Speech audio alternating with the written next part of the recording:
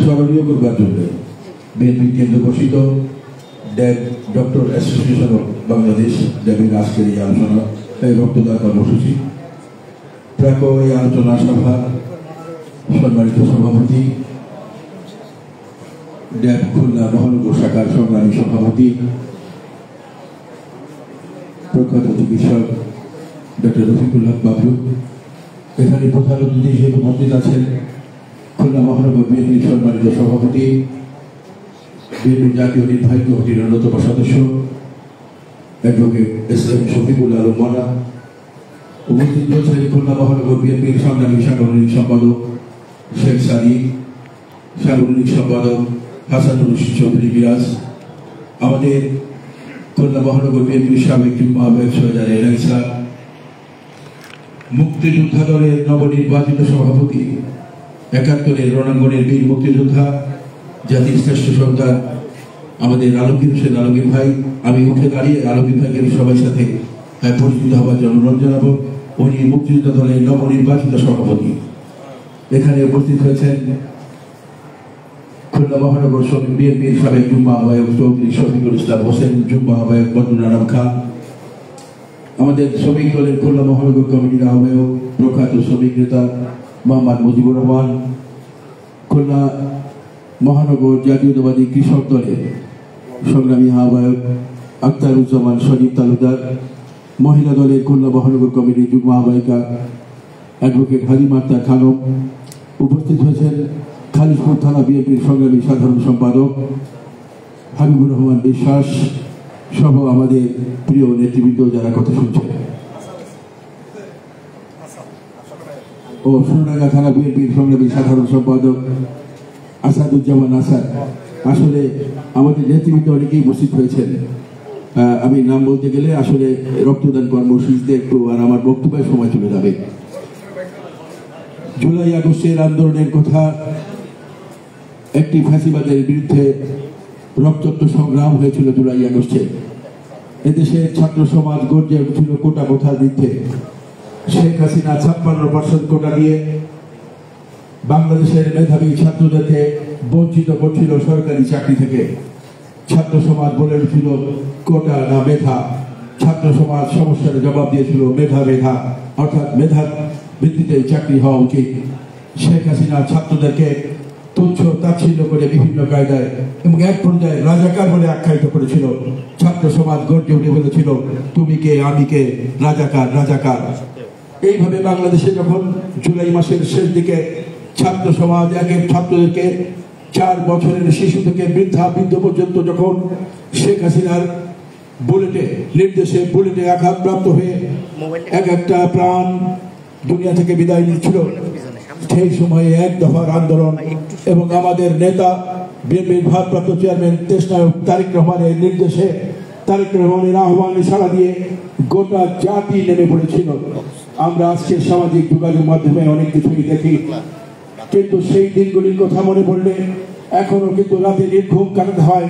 একটি রাত শান্তিপূর্ণভাবে কাটাতে পারি না, কারণ জুলাই আগস্টের আন্দোলনে আমার সন্তান অংশগ্রহণ করেছিল। আমার সন্তান অংশগ্রহণ শুধু করে নাই, একজন সম্মুখ শহরের যোদ্ধা হিসেবে রাজপথে লড়াই করেছিল। আমার মতো হাজারো বাবার সন্তানরা রাজপথে অকাতরে জীবন দিয়েছে। আমরা তাদের শ্রদ্ধা স্মরণ করছি। শোক সন্তপ্ত পরিবারের প্রতি জানাচ্ছি গভীর সমবেদনা। যারা পঙ্গুত্ব বরণ করে আজও বিভিন্ন জায়গায় বিভিন্ন হসপিটালে বিনা চিকিৎসায় তাদের অমূল্য জীবন চলে যাচ্ছে, তাদের প্রতি জানাই আমাদের কিছু জানানোর কিছু নেই। আমরা সরকারকে আহ্বান জানিয়েছিলাম, আমাদের দল এবং বৈষম্য বিরোধী ছাত্র আন্দোলনে যারা করেছেন তারাও আহ্বান জানিয়েছিল যে তাদের উপযুক্ত স্বাস্থ্য সেবা দেওয়ার জন্য, কিন্তু সেই সেবা তারা পায়নি। আজকে সামাজিক যোগাযোগ মাধ্যম খুললেই দেখা যায় যে সমস্ত কথা লিখছেন, যে ভাষা লিখছেন, সেগুলো দেখলে চোখের পানি সংবরণ করা যায় না। গত 2 দিন আগে চীন মন্ত্রী সম্মেলন কেন্দ্রে আমাদের নেতার ডাকে বাংলাদেশের 900 শহীদ পরিবার হাজির হয়েছিল। কয়েকজনের বক্তব্য সামাজিক যোগাযোগ মাধ্যমে এসে আমাদের চোখের পানিকে পানি দিয়ে আজকে নদী হয়ে যাচ্ছে। বাংলাদেশের মানুষ কাছে, প্রতিটি সন্তান কাছে, মা কাছে, বাবা কাছে। একজন মহিলা যখন বলছে যে আমার সন্তান যুদ্ধে গেছে, গুলিবিদ্ধ হয়ে মারা গেছে, গুলিবিদ্ধ হয়ে মারা যাওয়ার পরে তার বাবা সেই শোক সইতে না পেরে কয়েকদিন পরে মস্তিষ্কে রক্তক্ষরণ জনিত কারণে ইন্তেকাল করলেন। আমি বলবো তিনি ইন্তেকাল করলেন, তিনিও শহীদ হয়েছেন। তার কিছুদিন পরেই ভদ্র মহিলার 14 বছরের ছেলে ক্যান্সার ধরা পড়ে। এই যে আন্দোলনে যাদের তাকে সারা দিয়েছিল সার্জিদ হাসনাত, যারা বলেছিল যে তারা দেখবেন, ও মহিলাটি বলছেন আমি 100 বার ফোন দিয়েও সার্জিদ হাসনাতকে পাই নাই। আমার পাশে দাঁড়িয়েছিল বিএনপির ভারপ্রাপ্ত চেয়ারম্যান দেশনায়ক তারেক রহমান, চিকিৎসার সমস্ত ব্যয়ভার গ্রহণ করেছেন, তাদের সংসারের সমস্ত দায় দায়িত্ব গ্রহণ করেছেন। গতকাল রাতে দেখছিলাম একটি ফেসবুকের স্ট্যাটাস, একজন মা বলছে তার ছেলের নাম শান্ত। শান্ত ছেলেটি জুলাই মাসে অশান্ত হয়ে উঠেছিল, বাবা নেই, টিউশন করেই তাদের সংসার চলত। ছেলেটি টিউশন করেই লেখাপড়া করত, একজন মেধাবী ছাত্র। ছেলেটি 2টি চাবি ছিল তাদের বাড়ি, একটি তার মায়ের কাছে, একটি তার নিজের কাছে। মা চাইলে কখনো চাবিটি মায়ের কাছে হস্তান্তর করতো না। যেদিন ছেলেটি গুলিবিদ্ধ হয়ে শাহাদাত বরণ করেছে, সেই দিন কিন্তু সকালবেলা যাওয়ার সময় মায়ের কাছে চাবিটি রেখে এসেছিল। তার মা বলছে হয়তো আমার ছেলে জানতো সে আজ ফিরবে না।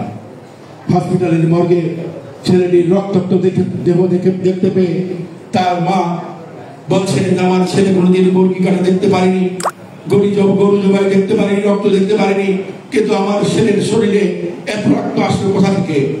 চিৎকার করে আর্তনাদ করে হসপিটাল প্রকম্পিত করেছিল তার মা। কথাগুলি এই কারণেই বলছি যে আজকে শেখ হাসিনা কষায়ের মতো ভূমিকা বিদ্যুৎ হয়ে বাংলাদেশের 4 বছরের শিশুকে 80 বছরের বৃদ্ধকে হত্যা করে তার ক্ষমতাকে পাকাভুক্ত করতে চেয়েছিল। ফাইয়াজ নামক একজন ছাত্র ইন্টারমিডিয়েট পরীক্ষা দেওয়ার কথা ছিল এই বছর। ছোট্ট ফুটফুটে সুন্দর ছেলেটি নায়কের মতো চেহারা। ফাইয়াজের খালার সেই চিঠিটি কোনোদিন আমি পড়ে শেষ করতে পারিনি। সেই চিঠিতে লেখা ছিল আমি আর কোনোদিন বিরিয়ানি রান্না করব না, কারণ ফাইয়াজ বিরিয়ানি পছন্দ করত। ধানমন্ডির 27 নম্বর থেকে যখন চকলেট আর ক্যাশবেরির দোকান দেখতো, মহিলা বলছে যে আমি কোনোদিন সেই চকলেট আর ক্যাশবেরির দোকানের দিকে তাই না চেয়ে দেখি না, কারণ ফাইয়াজ চকলেট আর ক্যাশবেরি পছন্দ করত। ফাইয়াজদের মতো মেধাবী তরুণদেরকে, ছাত্রদেরকে হত্যা করে শেখ হাসিনা বাংলাদেশের ক্ষমতাকে পাকাভুক্ত করবার যে ষড়যন্ত্র করেছিল তা চূড়ান্ত ভাবে নিশ্চিহ্ন হয়ে শেখ হাসিনা পলায়ন করেছে। আমরা যারা এখানে উপস্থিত হয়েছি, আমাদের জুলাই আগস্টের উত্থানকে আমাদের অন্তরে ধারণ করতে হবে। যেমন আমরা ধারণ করেছি 71-এর মহান মুক্তিযুদ্ধকে, তেমন ভাবে ধারণ করতে হবে জুলাই আগস্টের আন্দোলনকে। আমাদের সন্তানেরা, আমাদের শিশুরা রক্ত দিয়ে যে স্লোগান লিখে দিয়েছে, সেই স্লোগান আবু সাইদ মুগ্ধ, শেষ হয়নি যুদ্ধ, সেই যুদ্ধকে আমাদেরকে চূড়ান্ত পর্যায়ে নিয়ে যেতে হবে। একটি নির্বাচনের মাধ্যমে গণতান্ত্রিক শাসন ব্যবস্থা, বৈষম্যহীন মানবিক বাংলাদেশ গড়বার জন্য প্রয়োজনে আর একবার রক্ত দিতে হবে। সেই রক্ত দেওয়ার জন্য আমি প্রস্তুত থাকার আহ্বান জানাবো। আরেকটি আবেদন জানাতে চাই, বিনীত আবেদন আমাদের দলের নেতা কর্মীদের প্রতি। আমাদের নেতা বিএনপির ভারপ্রাপ্ত চেয়ারম্যান বারবার আহ্বান জানিয়েছেন আমাদের কারো কারণে যেন দলের ভাবমূর্তি নষ্ট না হয়, সেটি আমাদের খেয়াল করে দেখতে হবে। আমি বলবো আসুন একটি গণতান্ত্রিক বৈষম্যহীন মানবিক বাংলাদেশ গড়বার জন্য আমরা সকলেই একসাথে কাজ করি, তবেই শহীদের আত্মা শান্তি পাবে। সকলকে ধন্যবাদ। বাংলাদেশ জিন্দাবাদ, বাংলাদেশ জাতীয়তাবাদী দল জিন্দাবাদ, ডক্টর অ্যাসোসিয়েশন অফ ড্যাব জিন্দাবাদ, শহীদ জিয়া হোক, আগামী রাষ্ট্রনায়ক, নিশ্চিত রাষ্ট্রনায়ক ইনশাআল্লাহ তারেক রহমান জিন্দাবাদ।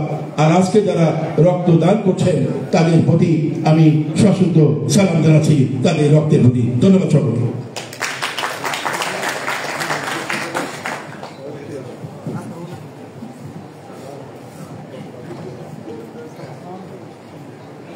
ধন্যবাদ তুহিন ভাইকে। তার বক্তব্য শুনে আমার গলা ভারী হয়ে গেছে, আমার অন্তরটাও ভারী হয়ে গেছে। আমি রুহির মাগফিরাত কামনা করি। জুলাই আগস্ট যে গণঅভ্যুত্থান এবং অভ্যুত্থানে যেসব বীর সেনানী সাইদ মুগ্ধ সহ আরো অনেক এটা রাত্রিতে দিয়েছে, তাদের রুহির মাগফিরাত কামনা করি। সমবেদনা জানাই যেসব বীর সেনা আহত হয়েছে, যাদের মায়ের মুখ খালি হয়েছে তাদের প্রতি সমবেদনা। আমাদের মঞ্চে উপস্থিত হয়েছেন খুলনা মহানগরের সম্মানিত সাংগঠনিক সম্পাদক জনাব মাসুদ পারভেজ বাবু ভাই। এই পর্যায়ে আমি বক্তব্য রাখার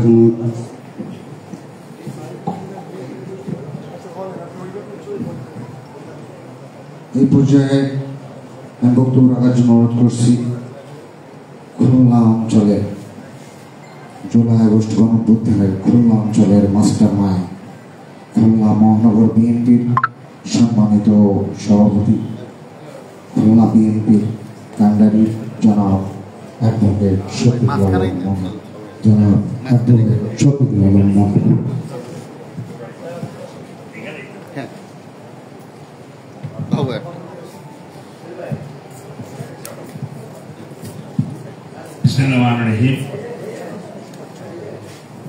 ডক্টর অ্যাসোসিয়েশন অফ বাংলাদেশ মহানগর বিএনপি যৌথ উদ্যোগে আয়োজিত আজকের এই রক্তদান কর্মসূচি,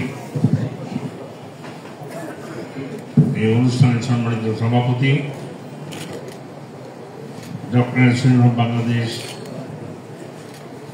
খুলনা জেলার সভাপতি প্রখ্যাত চিকিৎসক ডক্টর রফিকুল বাবলু, এখানে উপস্থিত খুলনা মহানগর বিএনপির সংগ্রামী সাধারণ সম্পাদক শফিকুল আলম তুহিন, সাংগঠনিক সম্পাদক শেখ সাদি, চৌধুরী হাসান রশিদ মিরাজ, আমাদের মাসুদ পারভেজ বাবু,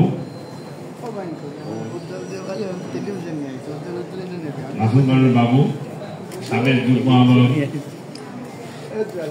সৈয়দ রেহানা ইসা,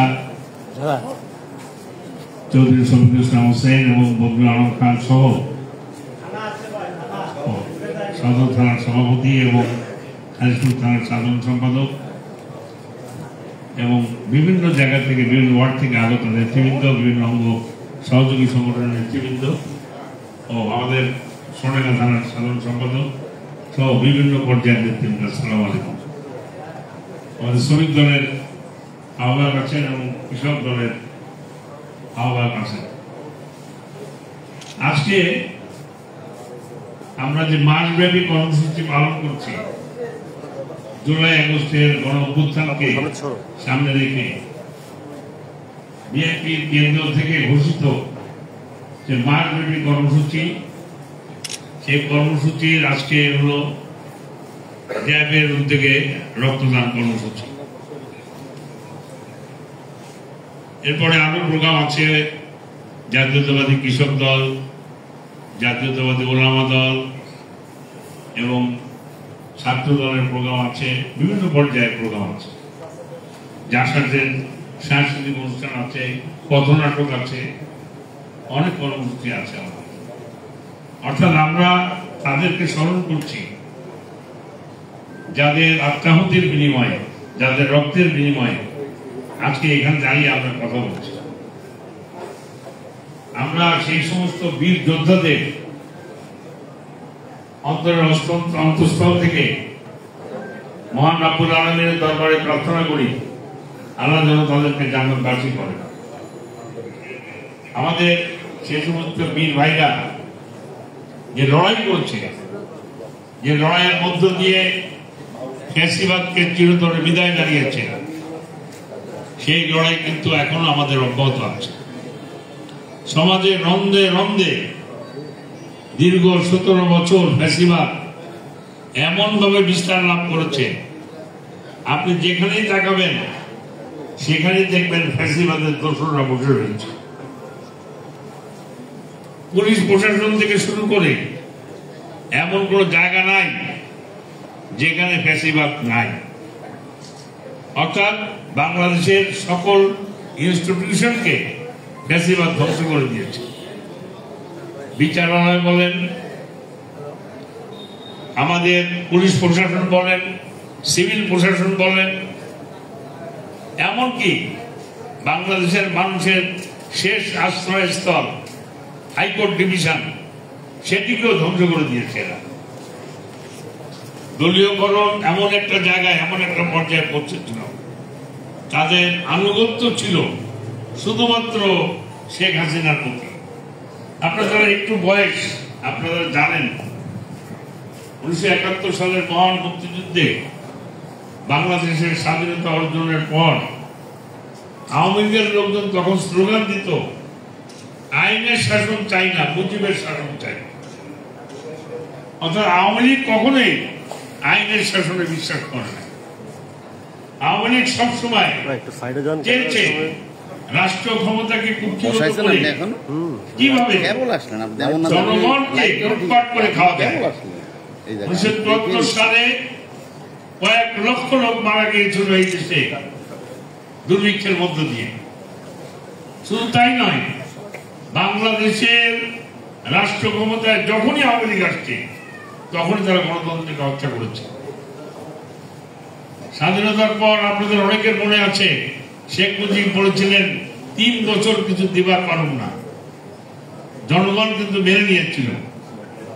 তারপরেও তার অ্যাবসলিউট ক্ষমতা দরকার ছিল, যে কারণে তিনি একদলীয় শাসন ব্যবস্থা কায়েম করেছিলেন। এবং বাংলাদেশে একদলীয় শাসন ব্যবস্থা শুধু না, বাংলাদেশের বিচার বিভাগ থেকে শুরু করে সকল পর্যায়কে ধ্বংস করে দিয়েছে। একটি ছোট্ট ঘটনা বলি, আপনারা বুঝতে পারবেন। আমাদের বিএনপির standing committee member barrister Moudud Ahmed, উনি এখন নাই, উনি ইন্তেকাল করেছেন। 1974 সালে শরীয়তপুরে বাড়ি চঞ্চল সেন বলে এক বাম নেতা, তাকে ধরতে রক্ষী বাহিনী যায়। তাকে না পেয়ে তার মাকে এবং তার স্ত্রীকে ধরে তারা কনকনে মাঘ মাসের শীতের মধ্যে একটা পুকুরের মধ্যে সম্পূর্ণ উলঙ্গ করে দুজন মহিলাকে সে পুকুরের মধ্যে সারা রাত ধরে সে পুকুরের মধ্যে গলা পানি পর্যন্ত তাদেরকে রেখে দেয়। এটা যে কোনো ভাবে কিছু সাংবাদিক এই ছবিটা তুলে ইত্তেফাক পত্রিকায় পরের দিন বের হয়, এবং এই ছবিটা দেখে ব্যারিস্টার মওদুদ সাহেব উনি একটা হেভিয়াস কারপাস করেছিলেন হাইকোর্টে। আপনারা জানেন, যারা একটু আইন বোঝেন, হেভিয়াস কারপাস যে কোনো লোক করতে পারে।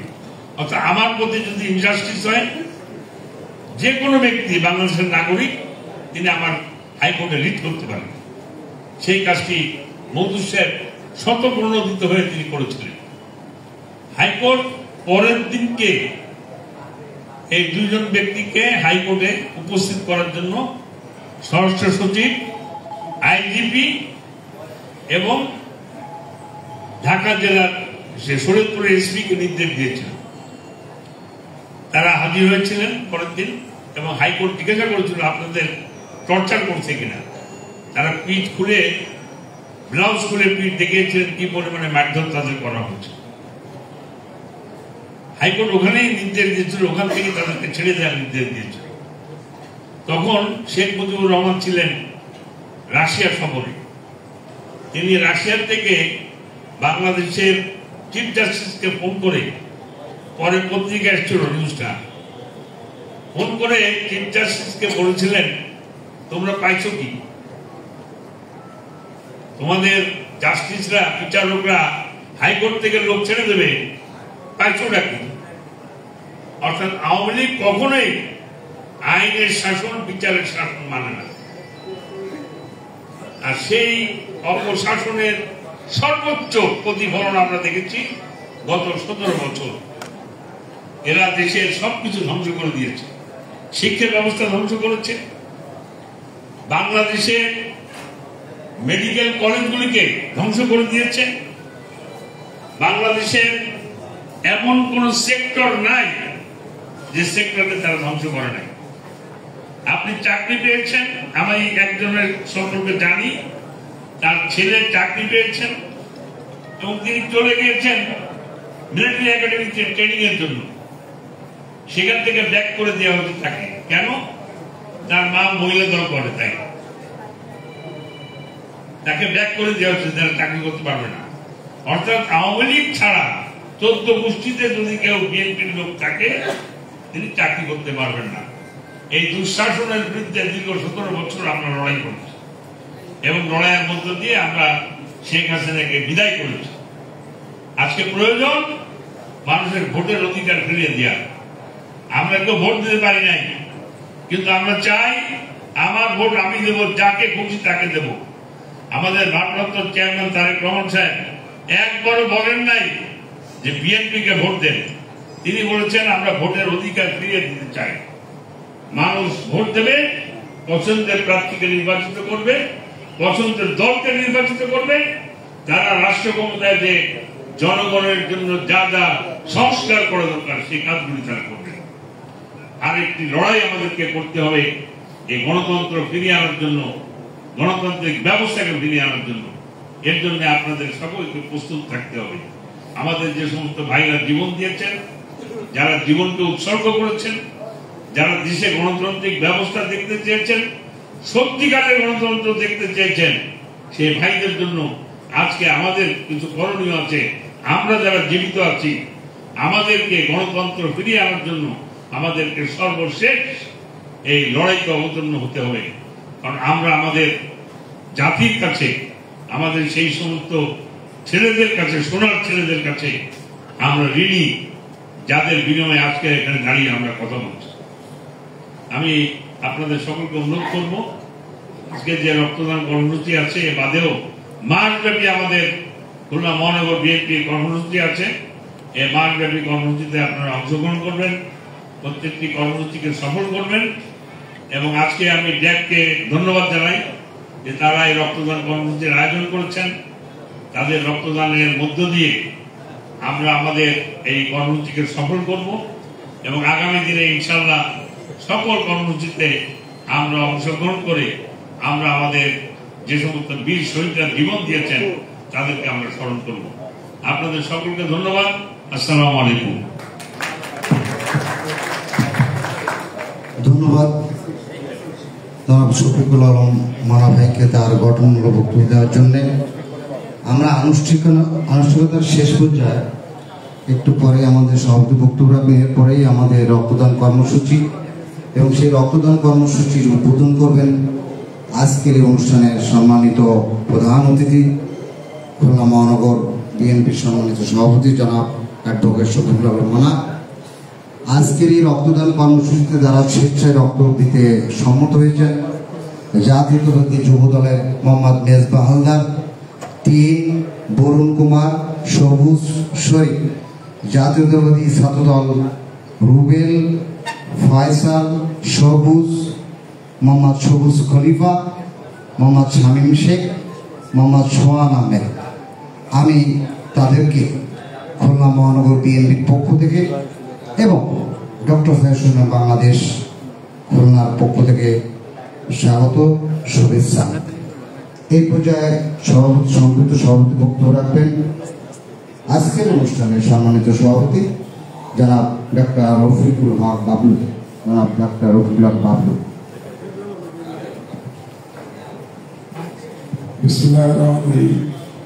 আজকে ঐতিহাসিক জুলাই আগস্টের গণঅভ্যুত্থানের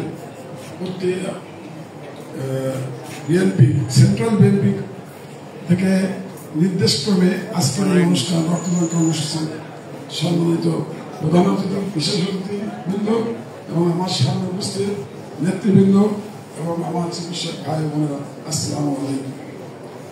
এই ক্রান্তিকার এই জুলাই মাস গত বছর আমরা যেভাবে কাটিয়েছি সেটাকে যদি আমরা স্মরণ করি তাহলে আজ আমরা আমাদের যারা আত্মহত্যা শহীদ হয়েছেন তাদের প্রতি সম্মান দেখানো যাবে বলে আমি মনে করি। আপনারা সবাই 2 রাকাত করে নফল নামাজ পড়বেন এদের জন্য এবং এটাই যাবে তাদের কাজে হয়ে। আমরা যে আজকে মঞ্চে বক্তব্য দিচ্ছি এই বক্তব্যের মাধ্যমে তাদের স্মরণ করাকে আমি মনে করি। যারা শহীদ হয়েছেন তাদেরকে আমরা স্মরণ করব। আর আজকে রক্তদান কর্মসূচিতে সফল করার জন্য আপনাদের যে উপস্থিতি, এই জন্য আপনাদেরকে সবাইকে ধন্যবাদ জানিয়ে আমি আমার বক্তব্য শেষ করছি। আল্লাহ হাফেজ। বিএনপি জিন্দাবাদ, ডক্টর শ্রেষ্ঠ বাংলাদেশ জিন্দাবাদ। ধন্যবাদ। এই পর্যায়ে আজকের এই রক্তদান কর্মসূচি উদ্বোধন করবেন জনাব শফিকুল আলম মনা। সবাইকে ধন্যবাদ।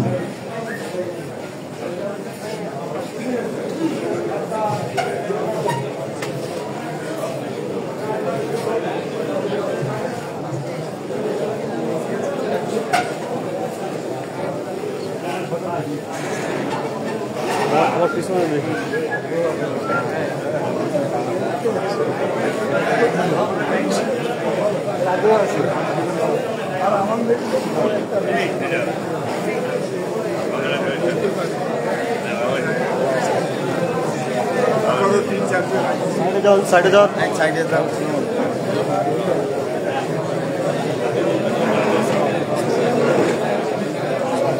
সারে ডান ডান পেটে যাও ডান পেটে একটু মস্ত দাও আকরাম কই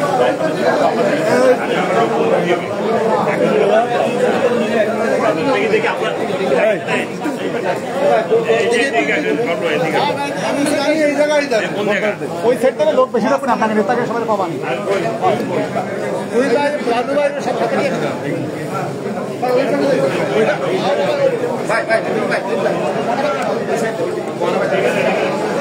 এই বাবা ওই বসে যান সবাই বসে যান সাথী ভাই ওই বসে যান এই সাথী ভাই তুলে দেব এই বলবো আই ঠিক আছে সাথী ভাই সামনে যাও সাথী ভাই ঠিক আছে এই বলবো ভাই ঠিক আছে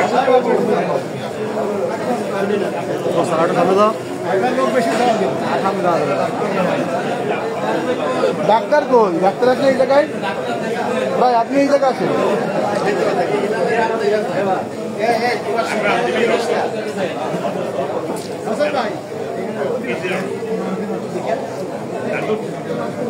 ভাই ডাক্তার লাগবে ভাই ডাক্তার লাগবে ভাই আপনি মাঝখানে আছেন ভাই আপনি মাঝখানে আছেন একটুখানি পিছনে আপনার গায়ে ইউনিফর্ম নেই ওখানে দেন ভাই ভাই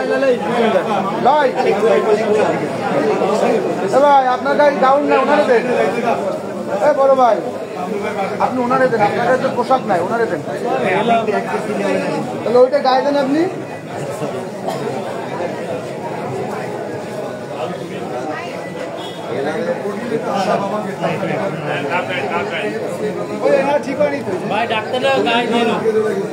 আপনার না কি ডাক্তার বোঝাতে পারবেন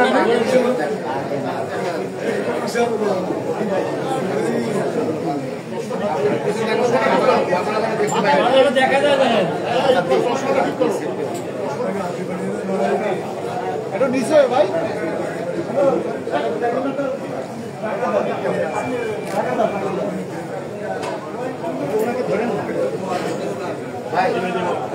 তারা ফুটাইনি কাকে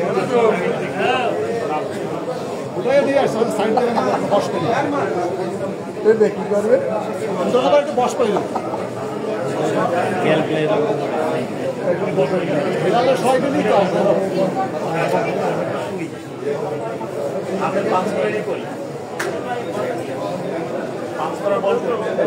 হেলালে ঢুকে দেবো এবার তোলেন ঢুকাইছে ভাই সবাই একটু এদিকে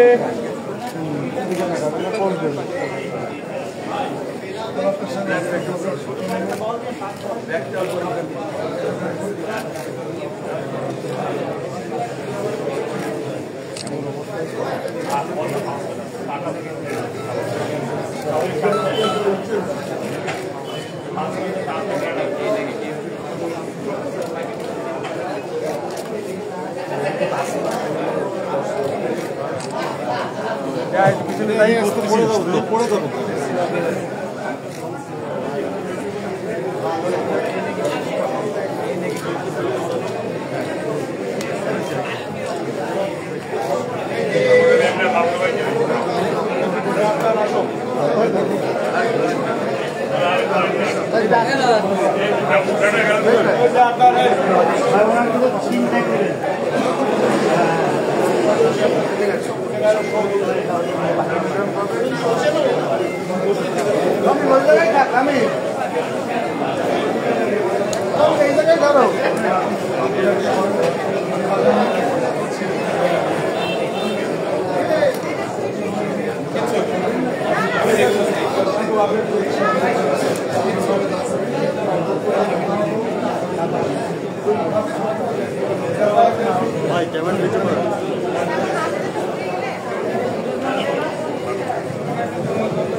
কি করবা?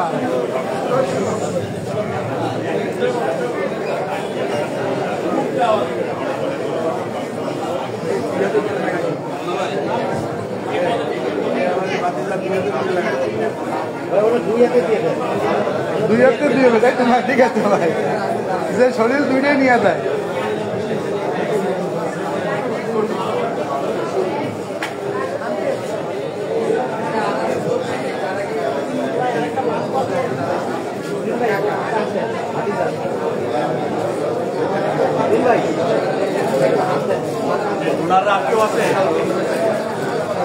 ভাই ওই একটু মাথায় হাত দেন ভাই, ভাই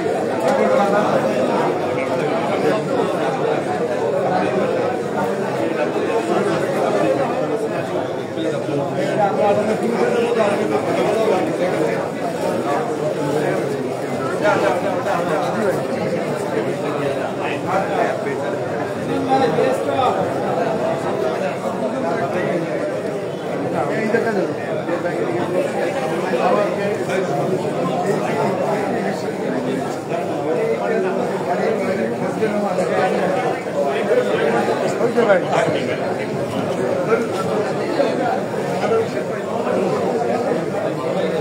এটা মনে হয় ভুল হয়ে গেছে ভাই, নিচ্ছি ভাই, সামনে আছি, বক্তব্য নেই।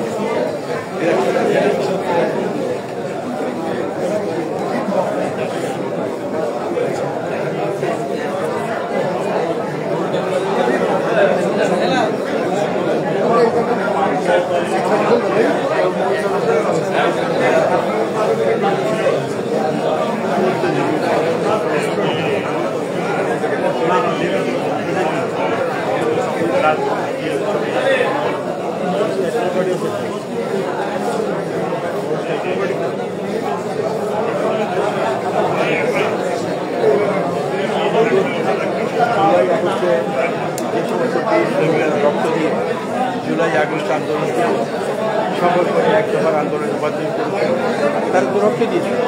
তাদের স্মরণে বিএনপি কর্মসূচি হিসেবে আজকের এই কর্মসূচি, এবং আমরাও রক্ত দিয়েই আর এই দিনটিকে স্মরণীয় থাকতে চাই।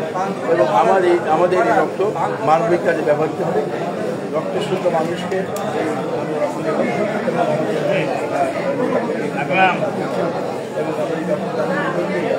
রক্ত দেওয়া দিয়েই বাংলাদেশের স্বাধীনতা, রক্ত দিয়েই বাংলাদেশের গণতন্ত্র করতে চায়, সেইটা একটা উদাহরণ হয়ে থাকে। সেই জন্য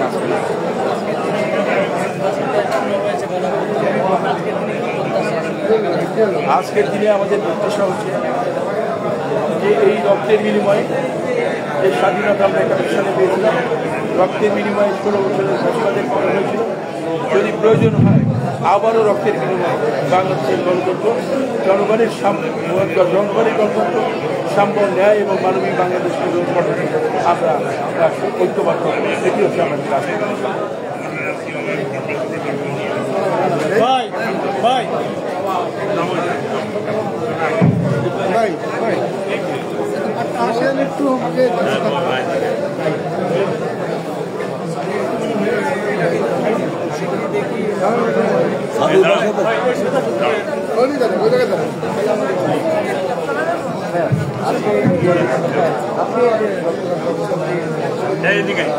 কেন আয়োজন করা হয়েছে?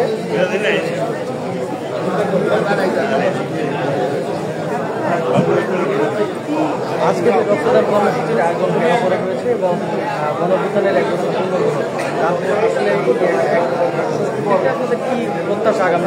আমরা বাংলাদেশে যে জুলাই আগস্টের যে গণ অভ্যুত্থানের মধ্য দিয়ে যে সমস্ত বীররা আত্মাহত দিয়েছে, তারা এখনও অসুস্থ অবস্থায় চিকিৎসাধীন আছে, তাদেরকে আমরা স্মরণ করছি। বিএনপির পক্ষ থেকে মাসব্যাপী আমরা কর্মসূচি এবং মাসব্যাপী কর্মসূচির অংশ হিসেবে আজকে ক্যাব এবং মহানগর বিএনপির উদ্যোগে আজকে এখানে আমরা রক্তদান কর্মসূচি পালিত হচ্ছে।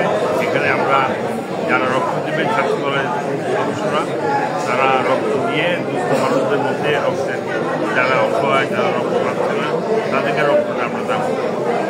যেগুলো এক নম্বর। দুই নম্বর হচ্ছে আমরা প্রত্যাশা করছি যে কারণে আমাদের এরা একটি কর্তৃত্ববাদী ফ্যাসিস্ট সরকারের বিরুদ্ধে লড়াই করে দেশে গণতন্ত্র ফিরিয়ে আনার জন্যই তারা লড়াইটা করেছেন জীবন দিয়েছে।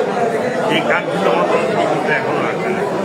এটিকে পরিপূর্ণভাবে বাস্তবায়ন করা, গণতান্ত্রিক সমাজ ব্যবস্থা কায়েম করা, জনগণের ভোটের অধিকার ফিরিয়ে আনা, এটি যদি সম্ভব হয় তাহলেই আমাদের কাঙ্ক্ষিত সেই লক্ষ্য আমরা করতে পারব।